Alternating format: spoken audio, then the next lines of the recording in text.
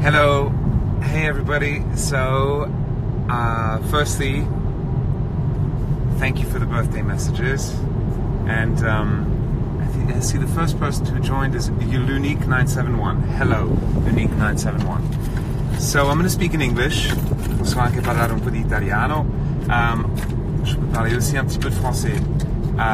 Et podemos hablar también español. But I'm in a car and I'm going for a very short break. So I thought I'd take this opportunity to say hello to everybody, to thank you for all the messages, but more than that, thank you for all the support over the past few days, the past few weeks, the past few months, and more than that, because it's been quite an intense creative process, this new record, and I made some pretty serious decisions as to what I wanted to try and achieve with this album, with my collaborators.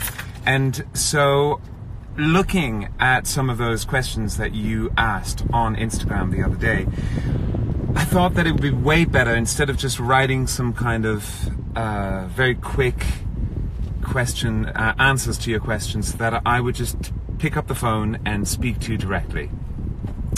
And so, yeah, I don't know what some of these requests to be. And no, you can't be in the live video with it.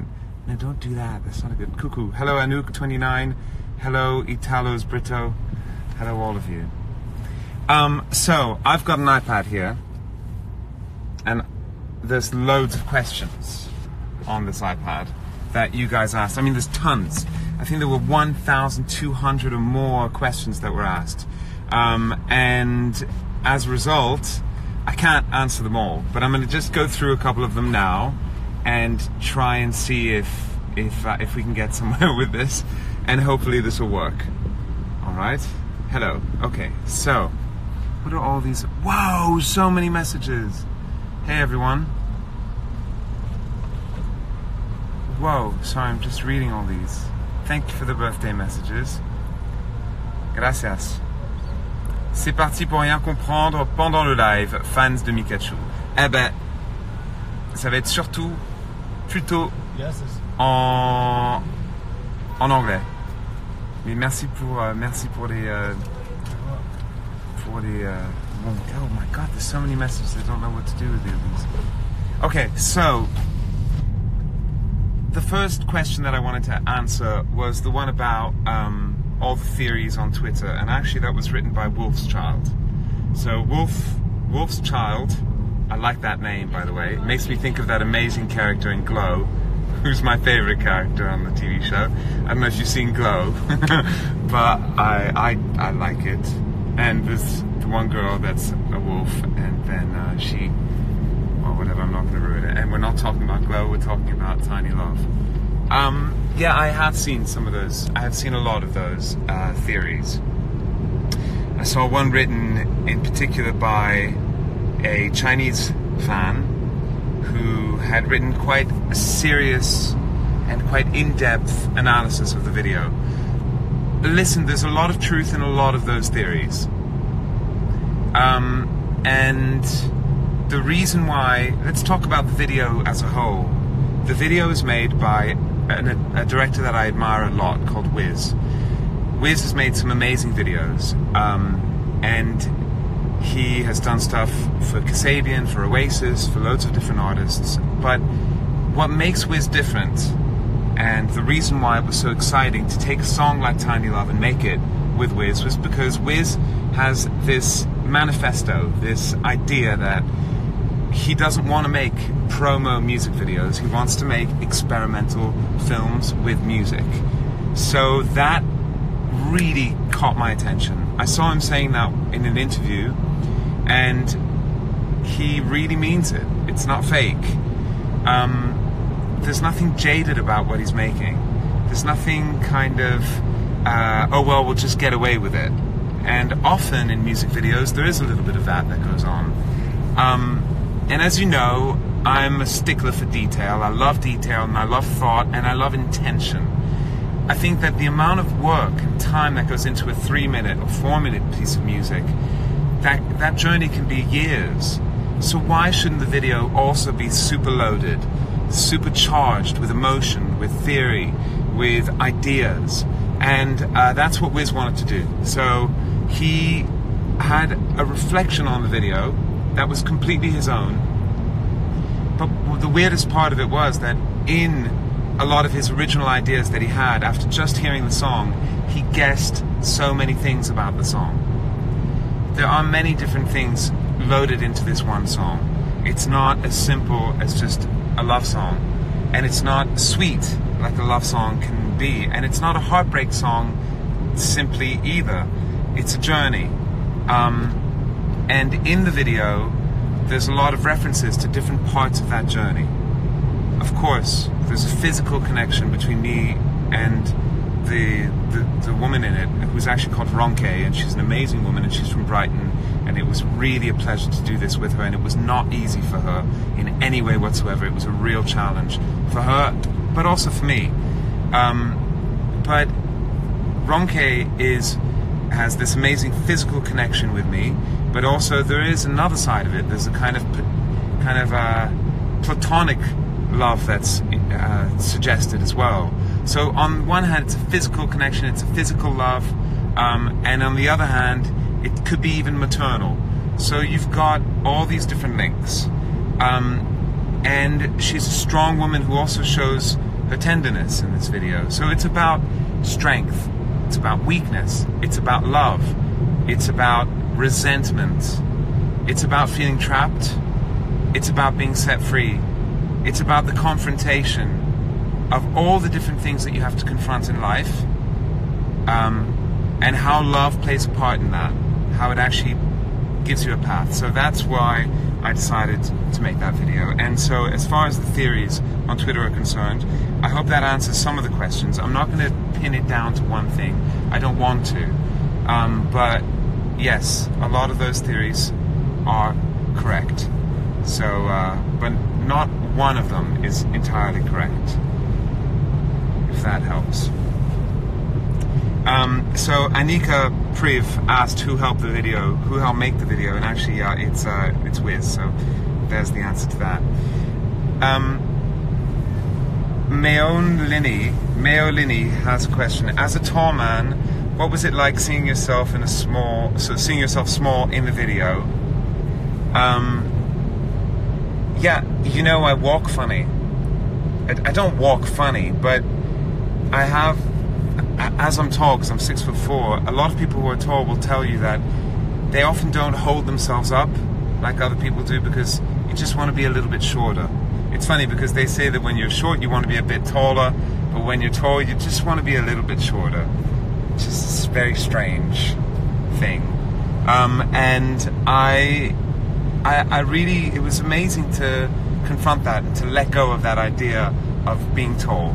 And it's funny because the video is not really about a tall person and a short person. It goes way beyond that. It's just a mechanism. It's just something that's part of the video. It's not everything. As far as the clothes are concerned, because that's also one of her questions, well, it's a mixture. There's some vintage clothes in there. There's some great young designers as well. There's one designer that we're really having fun working with that my sister Paloma found, Stefano Perotti, who is, I think they're based between Berlin and New York, and he's an amazing designer who makes very cool clothes. That amazing blue suit that I wear when I'm on the phone is his.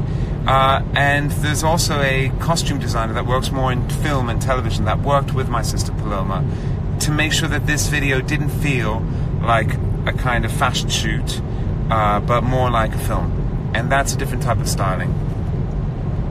Did I put any secret messages? And this is from Irame TP. Yes, there's a lot of them. A huge amount. Many, many details. But Wiz also did. Wiz put a lot of things in there. Again, the strange thing about Wiz is that he guessed so many of those details and he put them in there.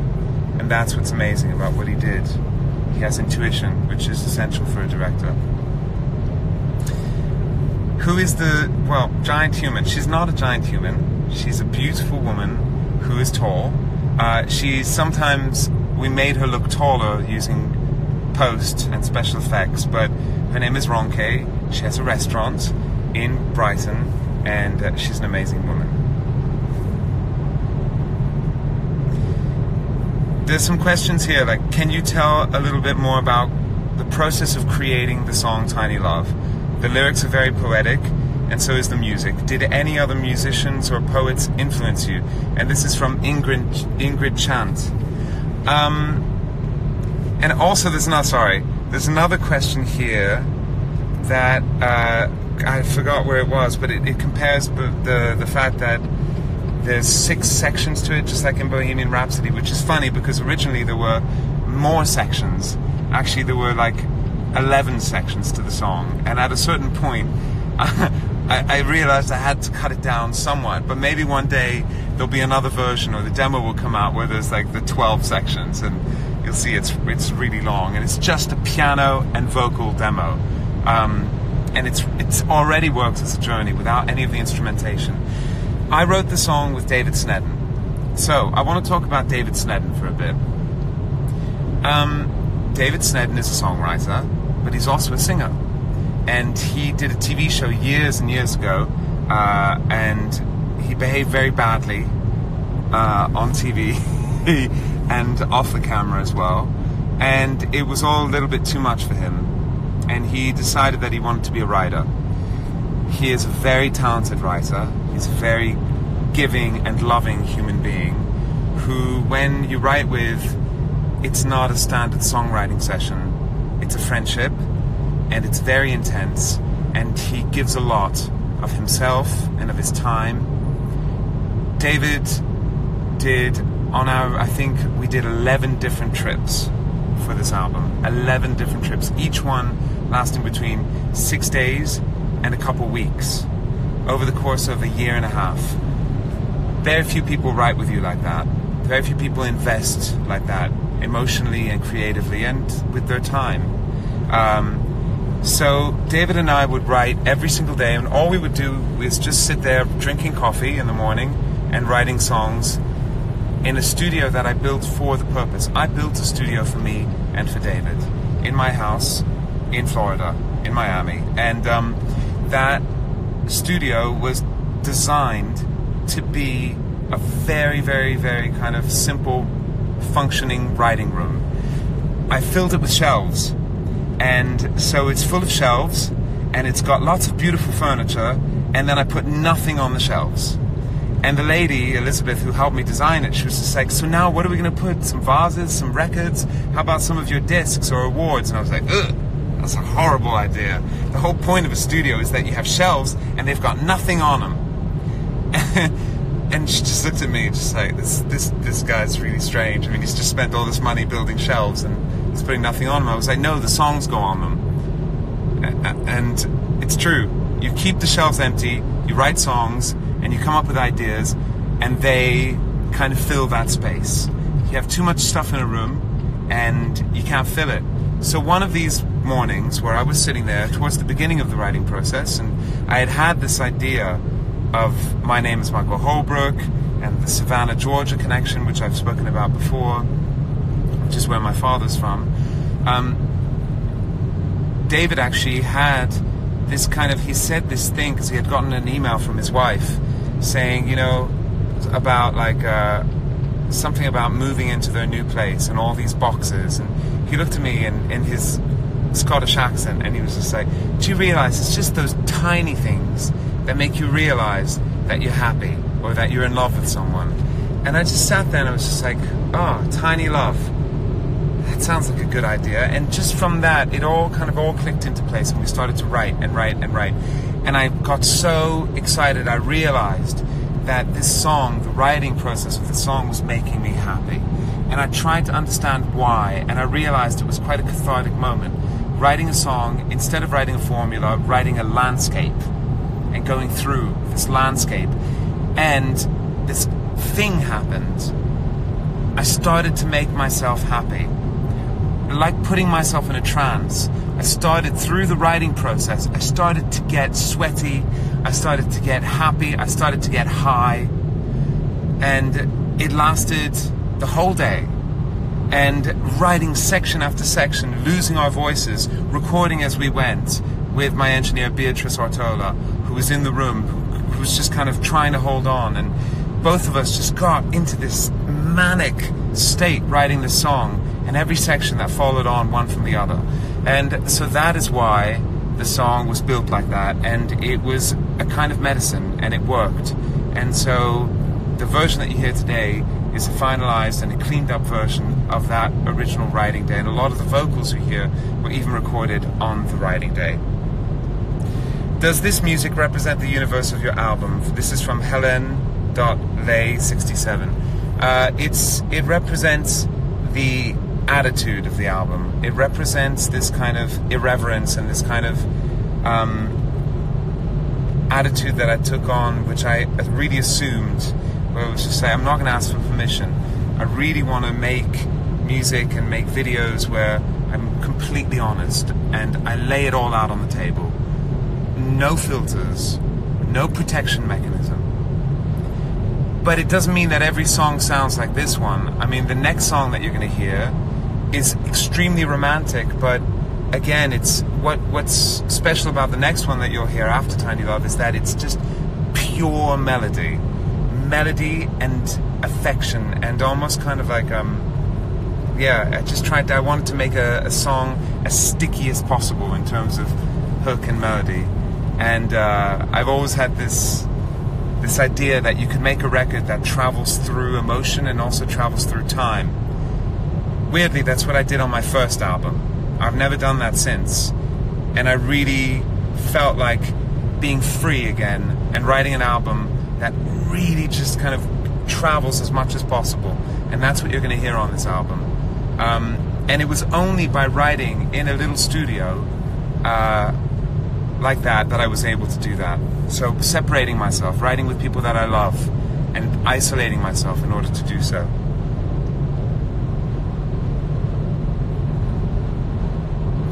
What is the meaning of the female hand and the goose on the cover of the artwork? This is from Melody MFC. Well, there's many meanings to that. The artwork this time around, I'm doing it with my sister, of course, Yasmin, and Matt Maitland from an amazing art studio in London, design studio, called Big Active. And between the three of us, we kind of come up with these worlds that represent the records, and so you'll start to see that everything, just like the album cover, is divided into slices. The album cover represents slices of me, and the singles represent different slices of the song. So Ice Cream was the same, Tiny Love, and all the following singles will follow the same concept, but we're going to play around with it and try and elaborate it every single time.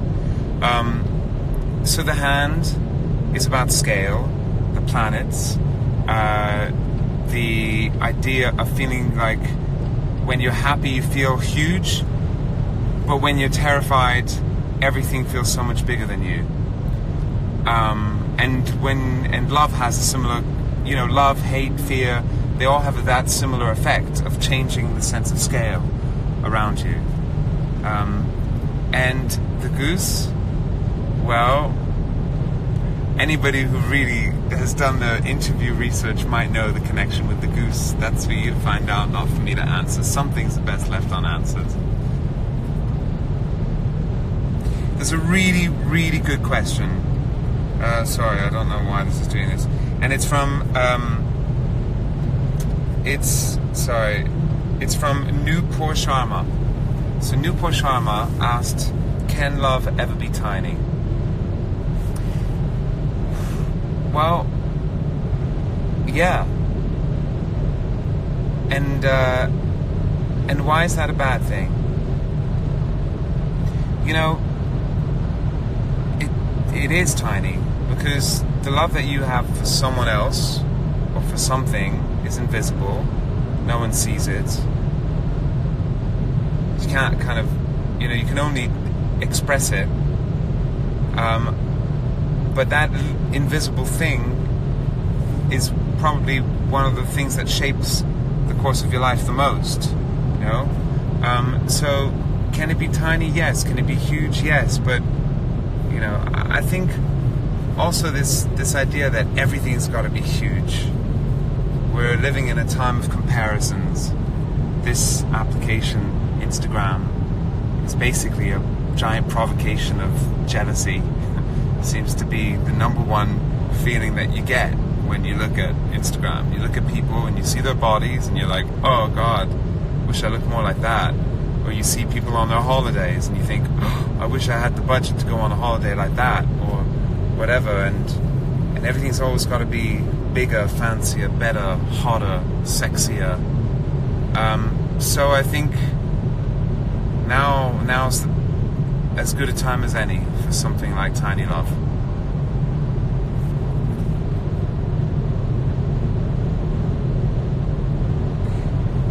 Are you happy that your fans love this new record? From Irene Denigris. Yes, I am. I'm happy that it's intriguing you. I'm happy that it's provoking curiosity. I'm happy that you care enough to want to ask more, want to find out more. And that's really important because, you know, it's just like you work all this time on music and you want it to engage people. And so, yes, I'm very happy and I'm very grateful that I'm able to do this. And as much as I moan about things like Instagram, it also enables me to literally take the mouthpiece, take the microphone in my own hand and tell you things with my own words.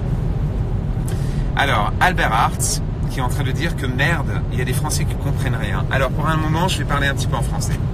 Alors, ciao. Six foot ouf. Pardon. Je suis en train de dire un truc qui est assez important, c'est que, en fait, il y a quelqu'un qui m'a demandé si ça me fait plaisir que les fans sont en train d'aimer ce nouveau disque, Tiny Love.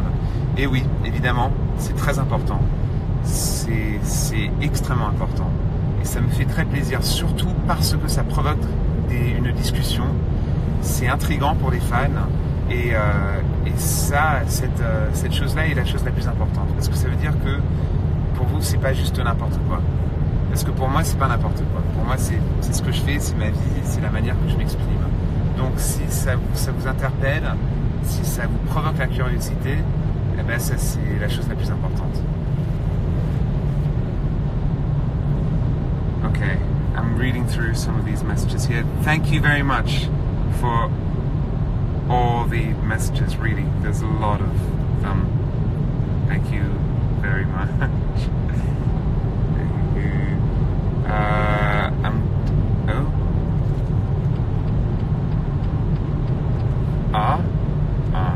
So I'm gonna rest. From Fatima is asking me if I'm gonna go to Morocco for a concert. I hope so. There's none planned for this year, but next year I hope so. You know, I've done a few concerts there. I've done Mawazine a few times, and that has to be one of the funnest gigs. So I would be delighted to come back, of course. It would make me very happy. Any excuse to go to Morocco, I'll take it. So I'm going to rest for a bit, and well, just for like 2 nights, 3 nights, and then I'm going into rehearsals, and I'm going to be preparing the shows. A show that's going to start off as a musical show, a very intense musical gig, which is the North American section, and then the show will grow and grow and grow, and get bigger as it goes into the tour, which is going to go around Europe. Obviously, the bigger arenas have the bigger show, the smaller places can't have that show because it literally won't fit. It's very different, this show. It's actually changed. It's changed because I've decided to change it. It's going to be very intense. The idea is that I really want a show that can make you think, can make you laugh, can make you dance like a maniac, but can also provoke a lot of emotion. And so I started doing a lot of housekeeping, cleaning things out. And so realizing kind of what is the most important thing in a gig. Sure, you need spectacle, you need show, you need moments of wow, right? But at the same time, the fundamental thing is that musically, it's as amazing as it possibly can be. and that the moments of spectacle and the musical moments are perfectly aligned. That's what you remember in a gig, more than anything, and that's what we're going to be working on. So the band is actually starting tomorrow, but my MD, Tim van der Kaal, has kicked me out because he wants time to work in detail with the musicians and set it up, and then I'll join them in 2 days. And so, you know, sometimes I just need to get out of the way so that I don't mess it up, because that's sometimes what can happen. Oh, 1 second. I'm going to look up these questions.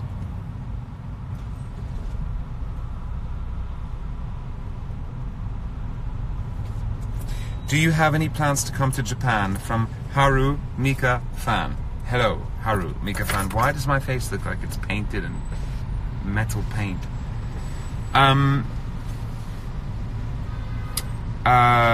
So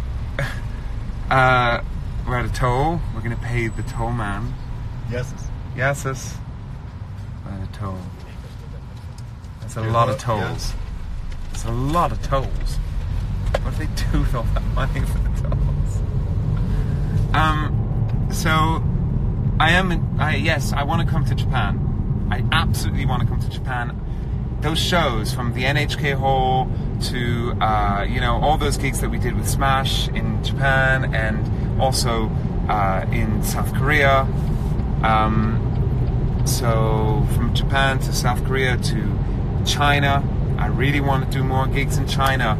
So we are hoping to do those next year. That's the truth. And it's just about coordinating everything, because everything's come at the same time. It was kind of like a bottleneck, you know? Everything from the tour, the album, the singles. But I've realized that after 4 years of not really releasing music and doing lots of other things, which I'm very proud of doing, and I really enjoyed them, but now with music, again, I'm starting to make the turbine turn, and that's really important.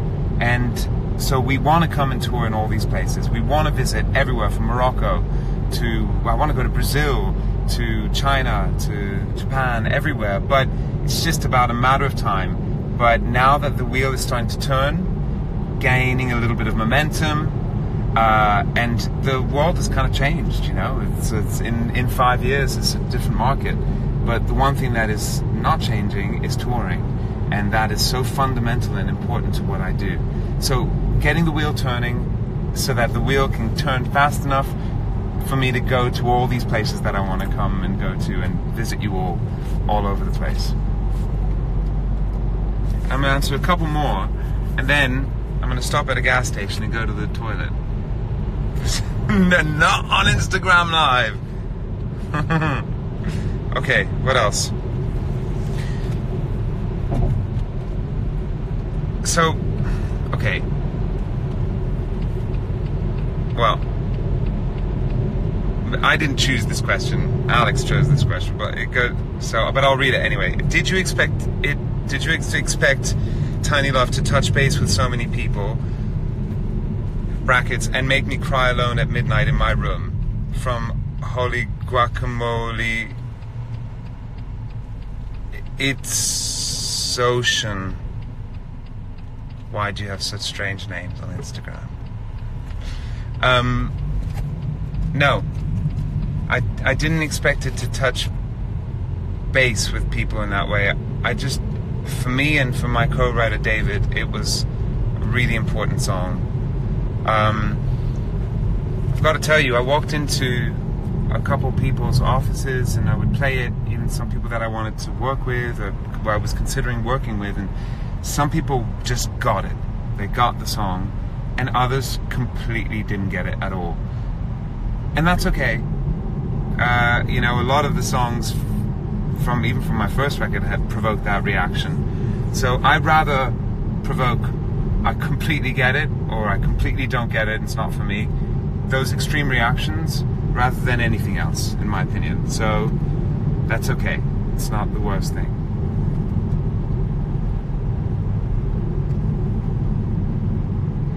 In an interview, you gave the meaning of the artwork for Ice Cream, explaining all the different parts. Can you do the same for Tiny Love? And this is from Marinette Brun. No. I don't want to. Because sometimes you don't have to explain everything. It's not necessary. Sometimes you can explain bits. And Tiny Love is not ice cream. It's different. The best thing about ice cream, apart from the groove, is the way the lyrics are written. And if you ever just read the lyrics on their own, you'll see something so wickedly playful in those lyrics. But Tiny Love is a different type of song. It's not the kind of song where you want to go and explain every single thing. You just don't. It's too private. It's too intimate. It's too loaded. So, no, I'm not going to do that. But I hope you understand why I'm not going to do that. It's for the sake of the song. And I think we're lost. We are lost. We're lost. We're definitely lost. The car is stopping at a supermarket. Okay. I'm going to answer like 2 more, and then I'm going to say hasta la pasta. What about some merch? Tiny Love t-shirts, or My Name is Michael Holbrook hoodie from Zlatberikova. That's a really good idea, actually. Merch is going to be really cool for this next tour. And we're doing it, we're going to control it even more, because now I'm entering the phase of manic control.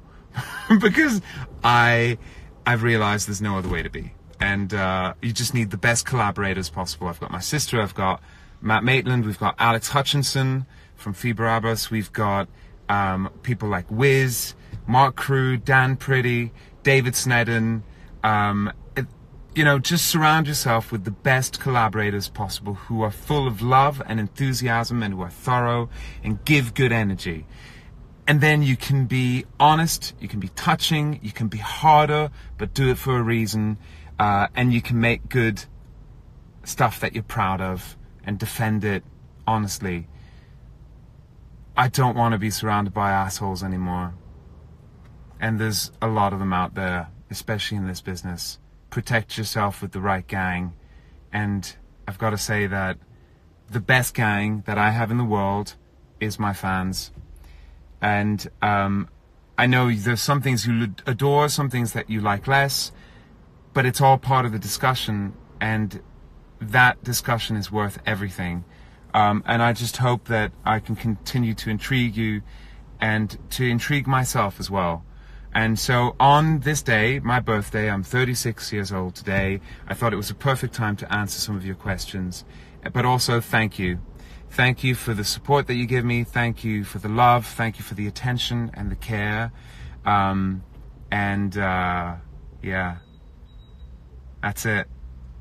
No more assholes. Merci. Thank you very much. A big kiss, and see you very soon on stage.